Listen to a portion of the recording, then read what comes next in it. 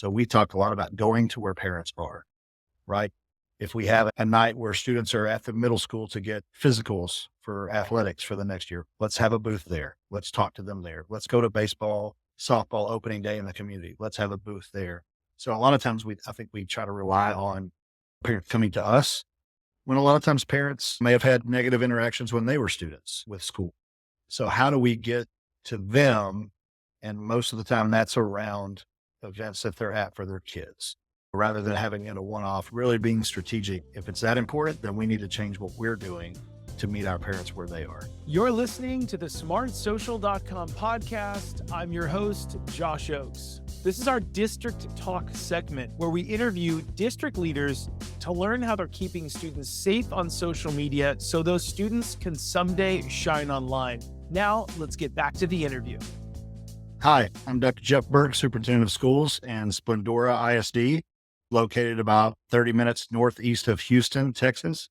We have right now 5,320 students and are projected to be at 14,000 students by 2031. So we're a very fast growth school district.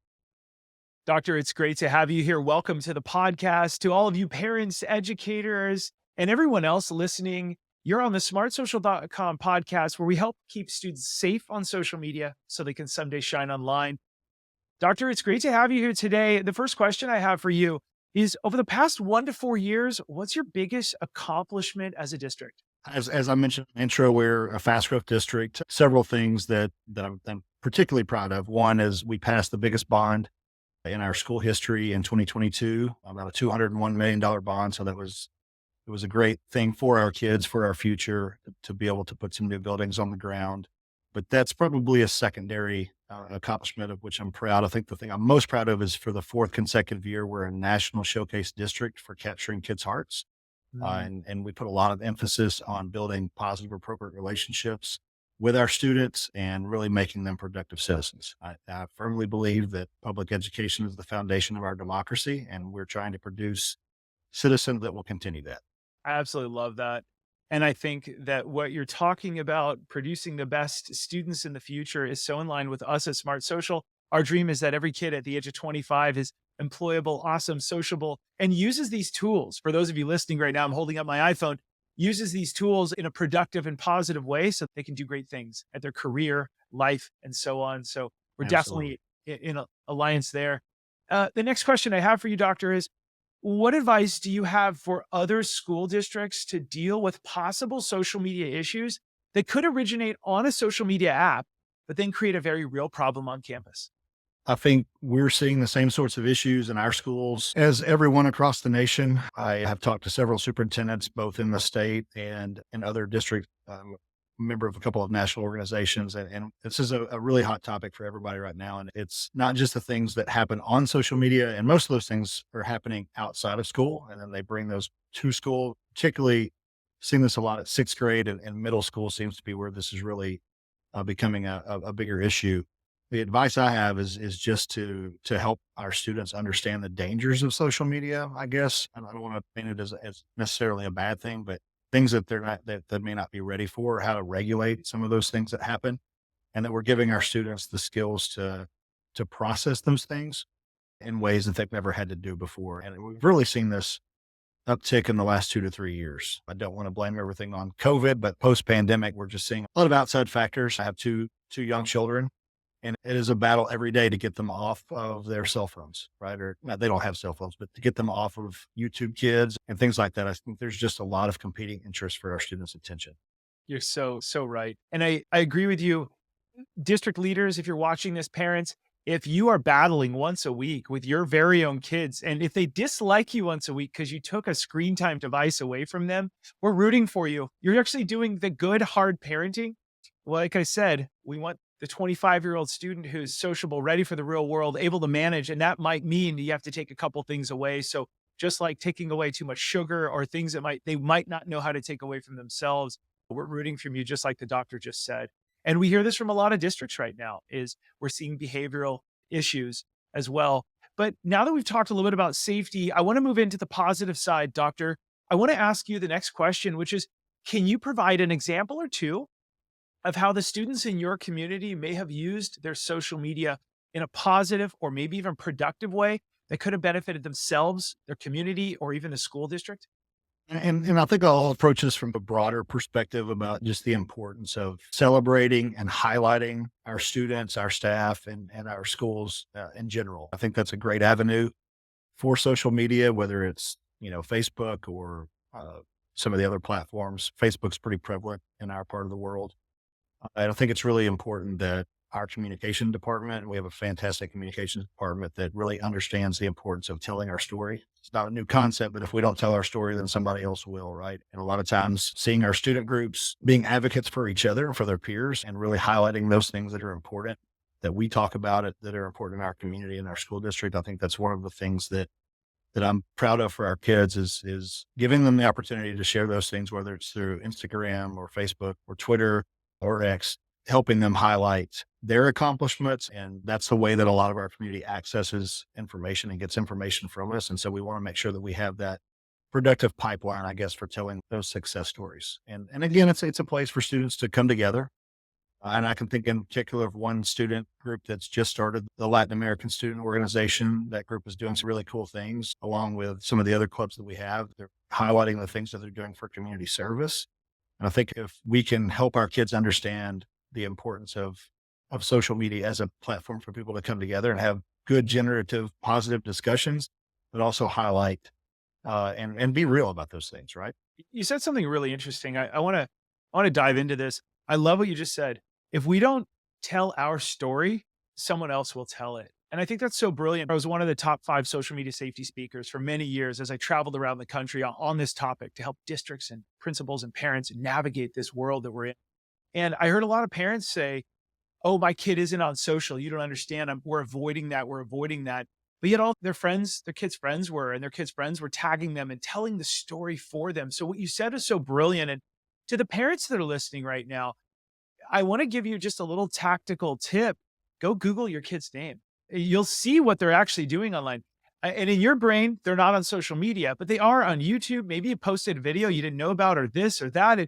Go take a look at Google. And that is a rich dialogue starter that you can have. The number one safety app in the world, parents and educators agree, is the rich dialogue that you have with your kid. It's not Microsoft or Google waking up in the middle of the night to alert you.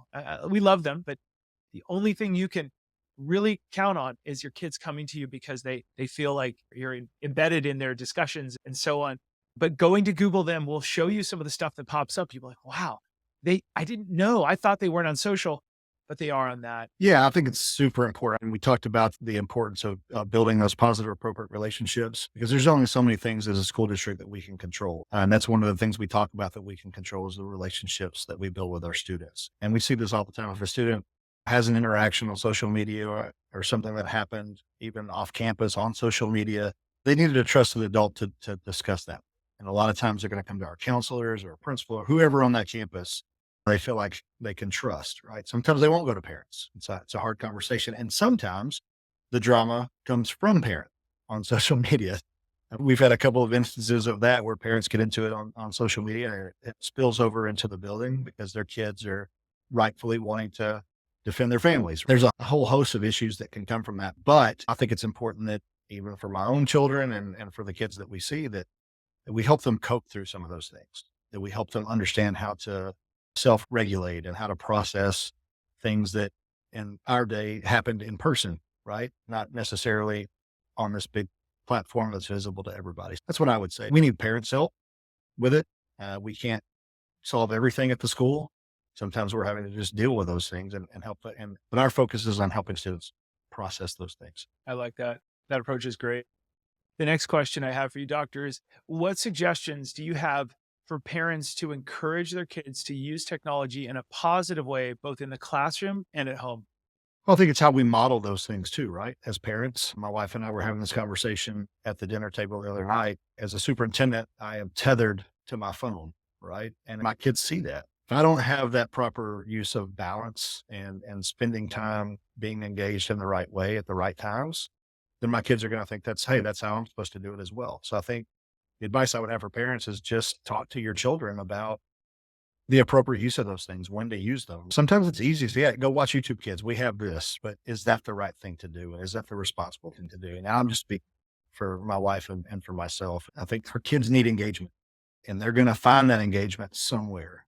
And where do we want them to find that? Do we want them to find that through a stranger on an app, or do we want to have that engagement as the primary influences in their lives? One of the biggest things we hear school districts talk about is parent engagement. How do we all get on the same page so we're having rich dialogue about how to support these kids, nurture them so they become resilient kids in the future? What are your suggestions for other districts to increase parent engagement? And also just a little bit of a follow-up nuance to that.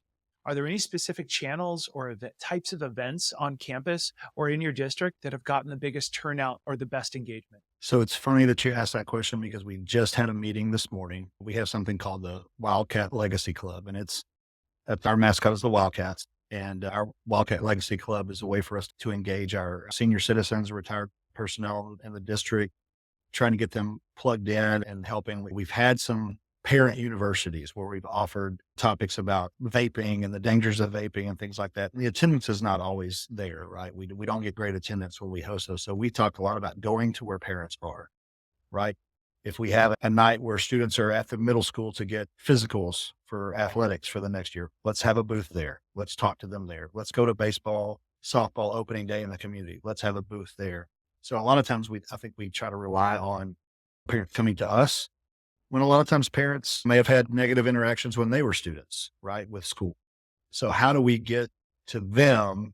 And most of the time that's around events that they're at for their kids, rather than having it a one-off, really being strategic. If it's that important, then we need to change what we're doing to meet our parents where they are. So well said. I like that. And that's what we hear a lot of districts is where are parents at?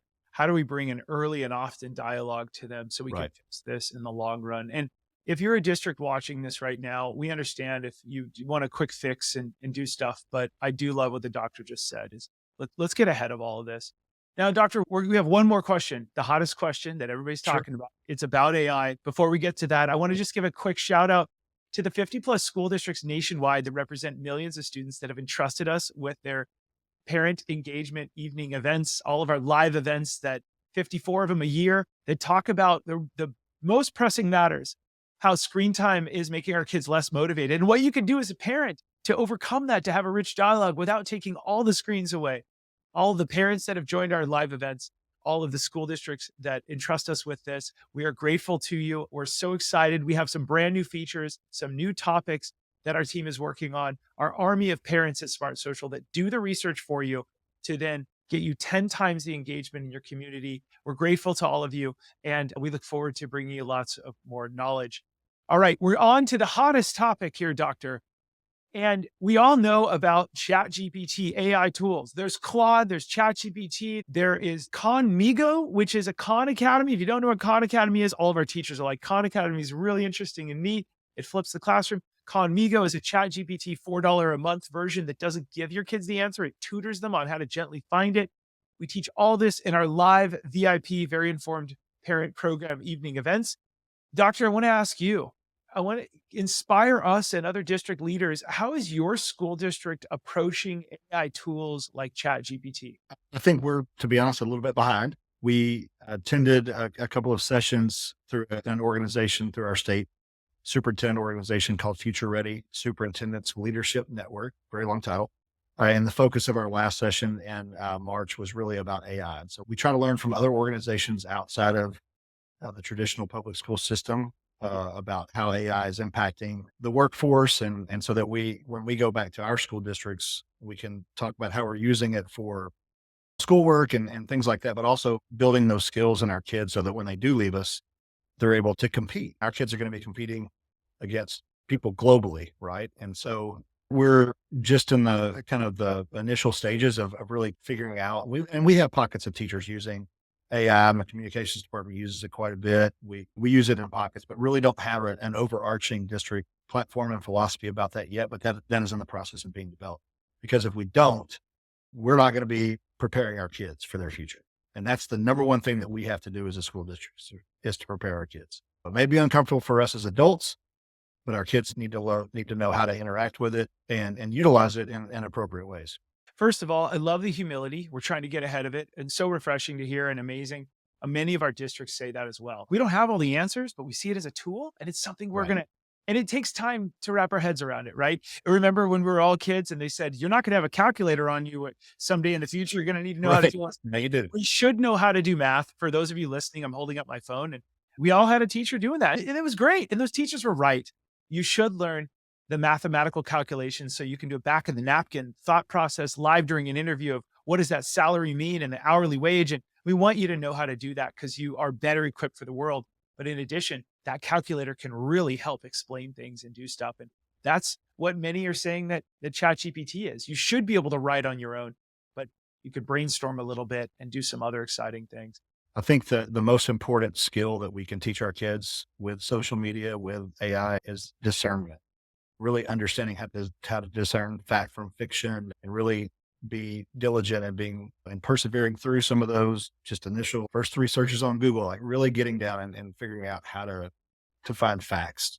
I think that's a hugely important thing as well. I'm going to add to it the old proverb that says wisdom and discernment. First, they got to Right. learn wisdom. What is the right from wrong? And then they can discern between that. So Doctor, you and I are going to be best friends. I absolutely love that phrase. I do want to encourage everybody. You're doing great work. If your kids are a little bit upset with you that you took the devices away in class, at home, or anywhere else, these devices are just like sugar and they can be a lot of fun as a family. They can be a lot of fun in the classroom if you're doing it together, but untethered access to this type of sugar. We just have to be a little careful. Our motto is shine online. We do believe that these are the future and we want to do great things with them, but we also want to have those difficult discussions of what does it look like to manage that carefully, responsibly, and early. Doctor, thank you so much for your time here today. For the rest of you, as the title of my book says, remember to keep it light, bright, and polite because your kids are watching online. I'm the host, Josh Oakes of the smartsocial.com podcast. We look forward to seeing you on the next episode. Have a great day, everyone. Take care. Thanks for listening to our smartsocial.com podcast. I'm your host, Josh Oakes. This was our District Talk segment where we interview school district leaders to learn how they're keeping students safe on social media so those students can someday launch into their future by shining online. This episode was brought to you by our smartsocial.com VIP program. It's called the Very Informed Parent Program, which helps you engage your students with teen-led video lessons. Stay one step ahead with our premium parent newsletter and discover hidden features on trending apps on teens' phones and our 54 plus live parent and student-friendly events every single year. You can click on the link below to chat with one of our team members if you want a free pass to our VIP program to support your community with our smartsocial.com resources. And if you're a district leader who has a success story, we would love to feature you on a future episode. You can click the links below to reach out. Thanks so much for listening, and we look forward to seeing you on the next episode. Have a great day.